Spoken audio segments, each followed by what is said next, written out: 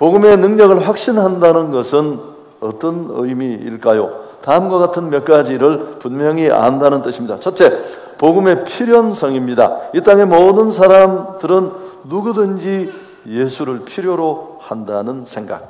이게 복음의 필연성입니다. 예수 만나지 못하면 지옥 갑니다. 죄 문제 해결 안 될 테니까요. 예수 천당, 불신 지옥.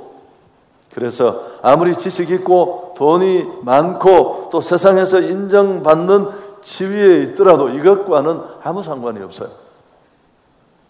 여러분, 이 확신이 복음의 필연성입니다. 복음의 확신을 가진 자에게 있는 생각이죠. 두 번째는 복음의 절대성입니다. 예수님을 대신할 것은 이 땅에 아무것도 없어요.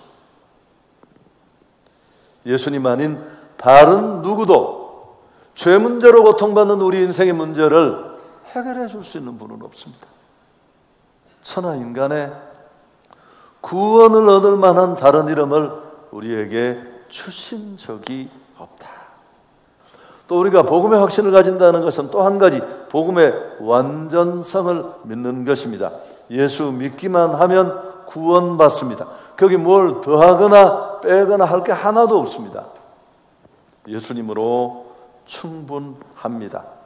할렐루야. 예수는 그리스도가 되시기 때문에 그렇습니다. 우리 인생이 안고 있는 그 수없이 많은 문제들 다 죄가 만들어낸 죄로부터 파생된 것들이에요. 이 문제를 해결하기 위해서 우리 예수님은 십자가 지시고 다 이루었다. 계산 끝났다는 말도 있다고 했잖아요. 그 테텔레스 타이라는 단어의 의미 속에는 우리 죄의 값을 화목 제물 대신 그분이 청산하신 것입니다. 우리가 복음 특히 사도행전을 살피면서 선교팀이 줄곧 외치는 게 너희들이 십자가에 못 박은 그 예수님이 그 예수가 바로 그리스도가 되신다. 선포한 이유도 여기에 있습니다. 바울의 1차 선교팀이 이런 복음의 능력과 확신을 가지고 이제 선교 여행을 하고 있습니다. 지도도 보고 그랬는데 오늘 이제 루스드라는 지역에 이르게 되었습니다. 거기서 나면서 안전병이 된 사람을 만나게 되는데요. 여러분, 나면서 안전병이가 되었다는 건 무슨 뜻입니까? 한 번도 걸어본 적이 없습니다. 너무 당연한 얘기죠. 그런데 이 사람이 바울 선교팀이 전하는 복음을 듣고 바나바와 바울이 선포하는 복음을 듣고 벌떡 일어나게 된 것입니다. 눈을 번쩍 뜨게 만드는 중요한 표현이 오늘 9절 이하에 나오는데 우리 함께 한번 읽어볼까요? 바울이 말하는 것을 듣거늘 바울이 주목하여 구원받을 만한 믿음이 그에게 있는 것을 보고 큰 소리로 이르되 내 발로 바로 일어서라 하니 그 사람이 뛰어 걷는지라. 주목할 부분은 바울이 말하는 것을 듣거늘 바울이 주목하여 구원받을 만한 믿음이 그에게 있었다라는 대목입니다. 여러분, 오늘 안전병이가 일어나는 건 우연히 된 일이 아니에요. 사도 바울이나 바나바가 능력이 있어서 신유의 권능이 있어서가 아닙니다. 이 안전병이 속에는 이런 기적을 가능하게 하는 다른 사람에게는 없는 그 무엇이 있었습니다. 그게 바로 구원받을 만한 믿음이었습니다. 하나님의 놀라운 기적을 체험할 믿음이 그의 안에 만들어진 거죠. 바울이 이것을 본 것입니다. 그래서 그 안전병이를 향해 큰 소리로 내 발로 바로 일어서라. 그러자 그 사람이 뛰며 걸었다고 성경이 기록하고 있습니다. 안전병이에게 언제 어떻게 이런 믿음이 만들어졌을까요? 어떤 경로를 통해 이 구원받을 만한 믿음이 오늘 이 기적과 변화를 가능하게 하는 이 믿음이 어떻게 만들어졌을까를 우리가 좀 생각해 볼 필요가 있습니다. 어쩌다가 그냥 저절로 그렇지 않습니다. 세월만 간다고? 아니요. 사도 바울이 전하는 말씀을 들을 때 이런 변화가 일어났는데요. 자, 9절을 다시 한번 보십시오. 바울이 말하는 것을 특권을. 이 안전병이는 바울의 말을 청취하고 있었습니다. 그 말씀이 그의 귀만 아니라 그의 영혼의 내면에 깊숙이 이 말씀이 들려졌습니다. 그래서 그 말씀이 그에게 능력이 되고 소망이 되었습니다. 오랫동안 한 번도 걷지 못했지만 내 안에 있는 이 문제를 해결할 수 있겠다는 확신도 그때 생겨나게 된 것입니다. 사랑하는 여러분, 믿음은 이렇게 만들어집니다. 언제나 그렇습니다. 우리가 다 암송하고 있는 로마서 10장 17절 말씀 같이 한번 다시 읽을까요? 그러므로 믿음은 들음에서 나며 들음은 그리스도의 말씀으로 말미암았느니라. 믿음은 들음에서 나며 들음은 그리스도의 말씀으로 말미암았다. 그러니까 예배 시간이 너무 중요한 겁니다.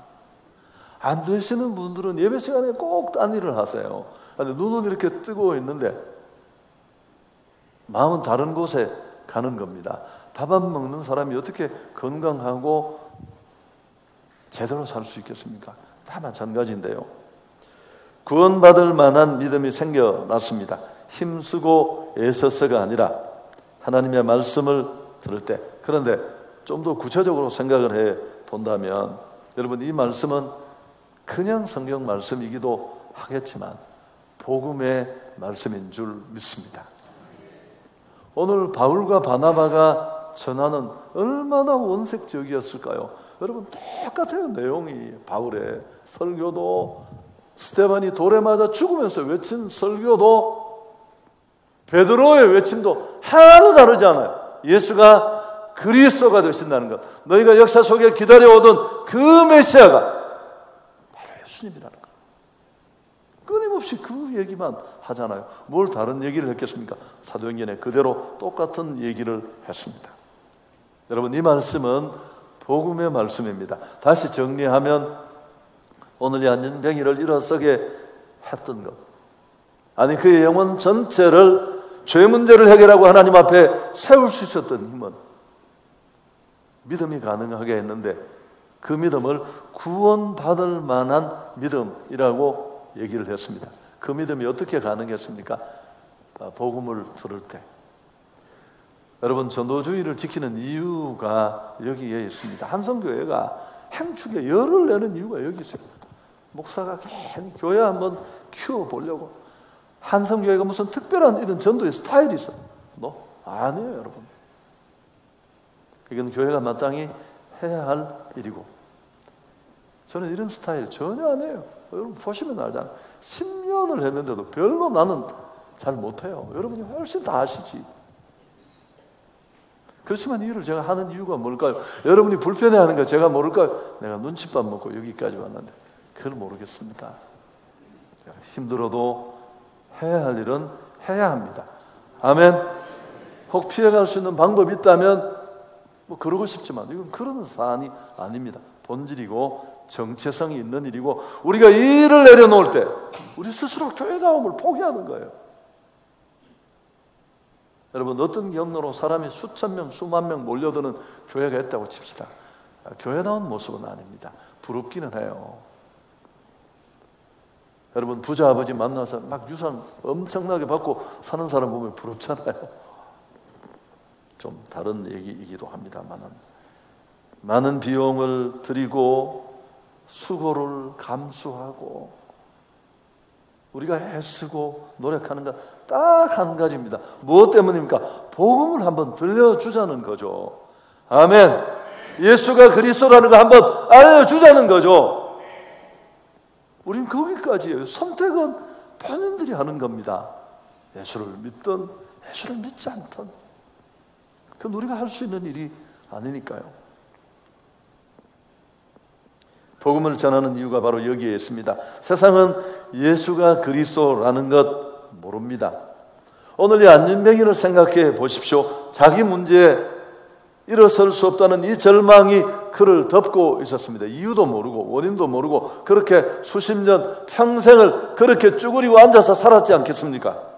근데 누가 그에게 예수가 그리스도고 죄가 그 문제를 그렇게 심각하게 만들었다는 사실을, 또 그 고리를 풀 수 있는 방법도 해답도 예수뿐이라는 걸 누가 알려줄 수 있습니까? 여러분 한번 답을 해보시죠. 구청 직원이 이걸 알려줄 수 있습니까? 예수 믿고 이 은혜를 누리고 있는 우리가 알려주어야 합니다. 여러분 항상 어떤 내용물은 그 내용에 걸맞는 용기에 담게 되어 있습니다. 그래서 그릇이나 이런 문화가 발전하지 않겠습니까?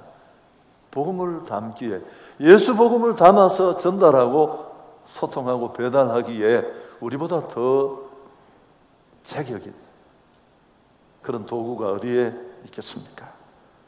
오늘 복음은 그에게 들려졌고 그 복음이 그에게 생명을 주었습니다. 상황과 문제와 맞설 수 있는 힘을 주었습니다. 이 복된 소식, 기쁜 소식을 알려줘야 할 것입니다. 교회를 바라보고 있는 사람들이 교회를 오해하면 안 돼요. 교회가 무슨 로터리 클럽 비슷하게 구원받은 사람들이 모여서 구원을 더 누리고 더 깊이 향유하는 정도로, 물론 그런 기능도 있습니다. 여러분 그건 고유한 기능이 아니에요. 훈련받고 또 성경을 깊이 하는 거 필요합니다. 그거 다 어디 쓰려고요? 옆에 사람이 죽어가는데. 복음은 몰라 이렇게 쭈그리고 앉아 그냥 죽음으로, 여러분 육신에 갇혀있는 시간은 절망이 아니에요. 더 큰 절망이 그들을 기다리고 있잖아요. 심판, 영원한 형벌.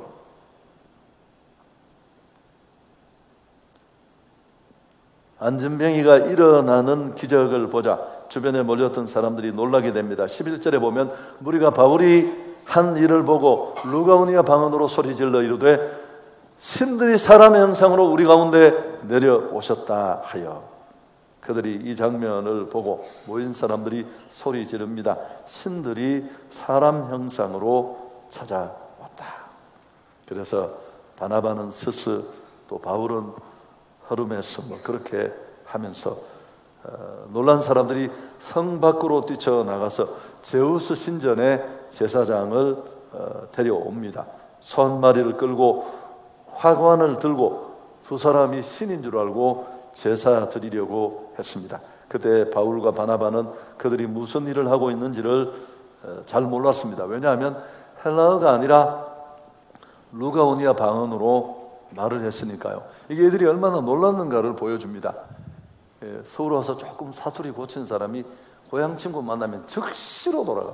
야, 그거 놀라운 일이더라고. 근데 이렇게 충격을 받아도 자기 방언으로 얘기를 하니까 바울이 이 말을 알지를 못했습니다. 복음서를 보면 그런데 그들이 제사하려고 하자 바울과 바나바는 정신이 들어서 이게 어떤 상황인가를 알게 된 것입니다. 그들은 놀라서 옷을 찢고 바울과 바나바는 무리 가운데로 뛰어 들어가서 소리를 지릅니다.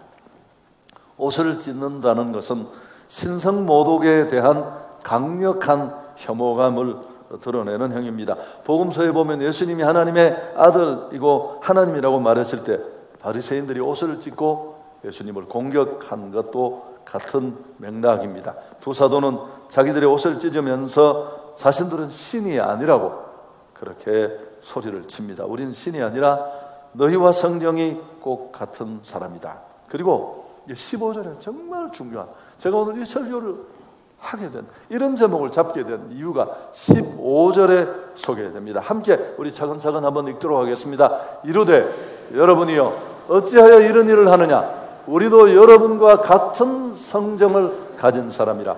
여러분에게 복음을 전하는 것은 이런 헛된 일을 버리고 천지와 바다와 그 가운데 만물을 지으시고 살아계신 하나님께로 돌아오게 하려 합니다. 우리가 왜 복음을 전하는 줄 아느냐?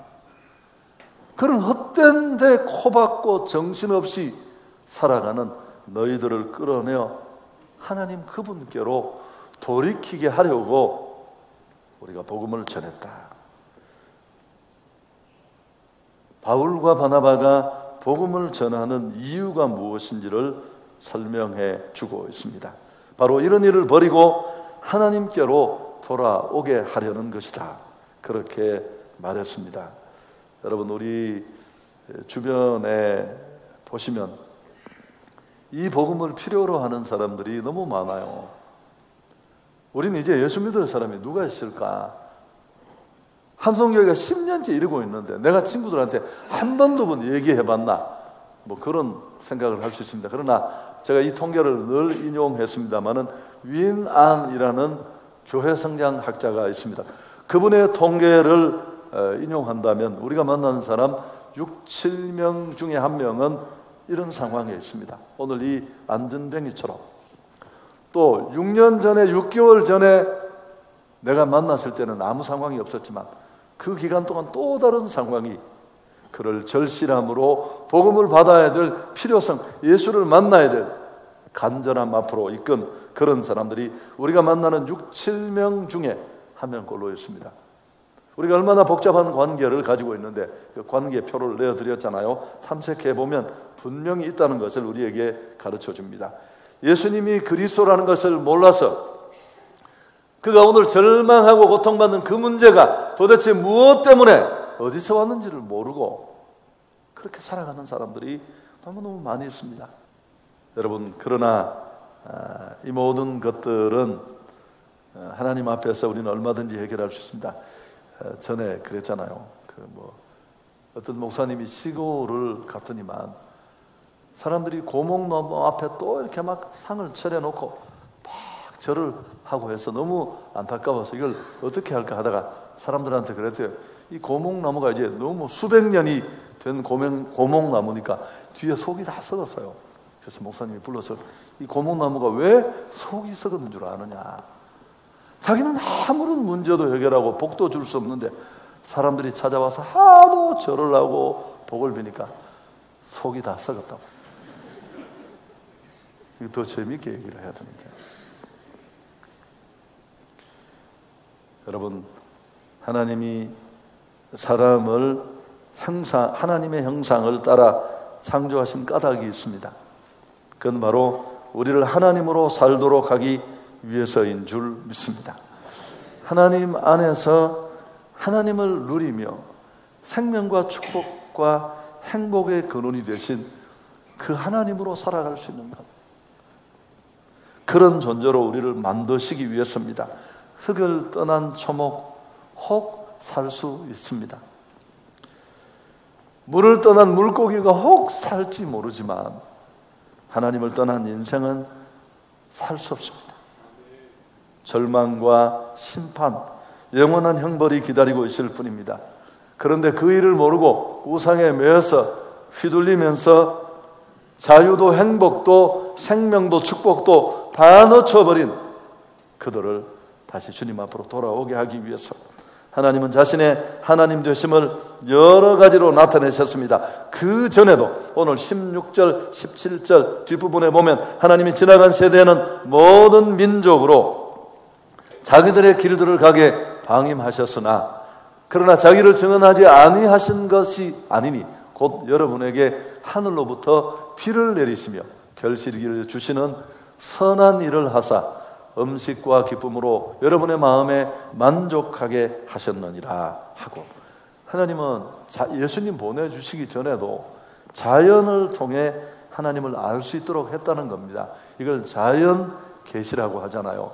로마서 1장 20절에서 바울은 그런 만물을 봐도 그 만물 속에 분명히 드러난 하나님의 손길, 너희들 핑계 못한다, 그렇게 역설했습니다마는 사람들은 하나님이 만드신 만물을 보고 그 만물을 만드신 하나님을 바라봐야 될 텐데 하나님이 만드신 달을 보고 거기 저라고, 나무 크다고 수백 년 산다고 거기 저라고, 그러면서 정말 하나님은 바라보지 못했다는 겁니다. 그래서 이 두 사도는 속이 타신 하나님이 예수님을 이 땅에 보내서 하나님이 사람의 몸을 입고 오신 그분이 사람들에게 하나님을 보여주셨고 그분이 바로 하나님을 만나는 길이라는 것을 역설합니다.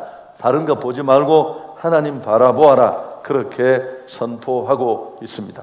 복음이 무엇입니까? 왜 우리가 복음을 전해야 합니까? 답을 모르고 답이 없어 고통당하는 사람들에게 문제 해결자 되신 이 그리스도를 알려줘야 될 책임이 우리에게 있는 줄 믿습니다. 고린도전서 1장 21절 함께 읽습니다.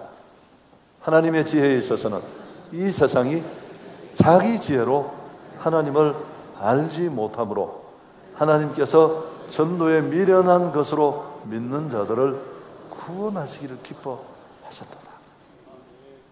세상은 몰라요. 여러분 아셨습니까? 나도 몰랐어요. 우리가 전도하지 못하는 이유 7가지라는 글을 내가 읽었는데, 첫째, 무조건 전도하기 싫어서 고상하게 살고 싶다는 거죠. 불편하게 대학원까지 나온 내가 뭐 교회 가자 이런 이야기 좀 그렇다. 여러분 과연 그럴까요? 두 번째, 꼭 예수 믿어야 하는지를 몰라요.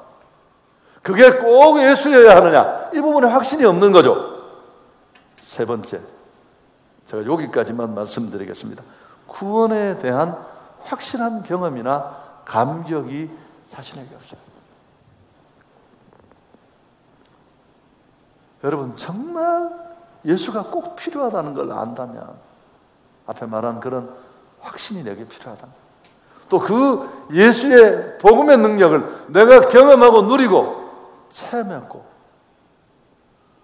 그 경험 확신이 내 안에 있다면 가만히 있을 수 있습니까? 바울이 왜 이 난리를 지깁니까? 결혼, 개인 생활 다 내려놓고 두들겨 맞고 제가 설교 속에 집어넣었다가 뺐는데 앞부분을 읽어보시면 돌에 맞아서 의식이 없었어요. 바로 이 사건 앞에. 근데 다시 정신을 차리고 일어나도 그 성경을 읽어보면 그 다음날 또 그 예수를 전해요.